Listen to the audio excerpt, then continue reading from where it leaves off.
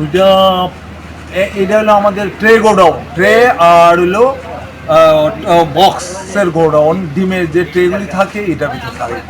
তো বাইরে বাই হয়তো আমরা 10টার সময় দেখলাম হঠাৎ ঘরের থেকে আগুন জ্বলতেছে। তো এটা হয়তো ইলেকট্রিক সার্কিট নতুবা কোনো ব্রিজের বা কোনো কারণে আগুন লেগেছে। ক্ষয়ক্ষতির পরিমাণটা কীরকম হবে?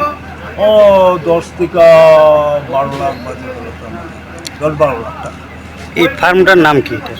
SS poultry breeding farm, layer farm, আচ্ছা, এসএস পোলট্রি লেয়ার ফার্ম।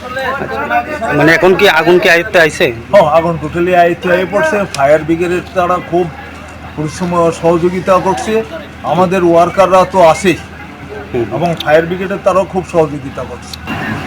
আমাদের এখানে 11টা 10 নাগাদ ফায়ার কলের আমরা পাইছি, ফোন কল করছে। ফোন কল করার পর আমাদের গাড়ি 11টা 10-20 আমাদের স্টাফ অলরেডি বাইরে হয়ে গেছে।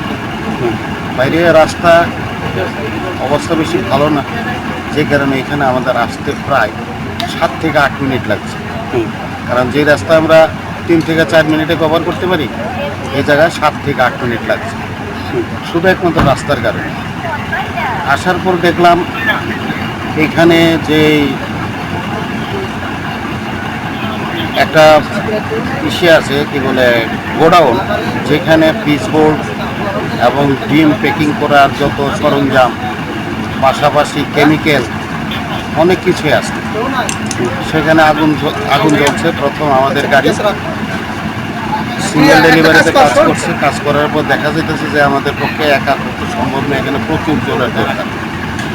সঙ্গে সঙ্গে খবর দেওয়া হলো বাদারঘাটের খবর দেওয়ার পর একটু পরেই আবার মহারাজগঞ্জ বাজারে খবর দেওয়া হয়েছে।